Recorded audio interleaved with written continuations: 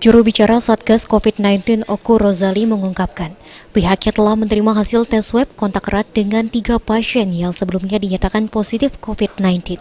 Dari hasil tes tersebut, 3 orang dinyatakan positif COVID-19. Setelah diketahui positif COVID-19, ketiga pasien tersebut dijemput di rumah masing-masing dan langsung dibawa ke Rumah Sakit Darurat Ibnu Sutowo Batu Raja atau Rumah Sakit Khusus COVID-19. Ketiganya masih menjalani observasi lanjutan oleh tim medis RSUD Ibnu Sutowo Batu Raja. Menurut Rozali, ketiga pasien tersebut merupakan orang dekat dengan pasien sebelumnya termasuk seorang supir travel. Rozali berharap dengan adanya penambahan jumlah pasien positif tersebut, masyarakat tidak perlu panik dan tetap menjaga jarak serta menghindari keramaian.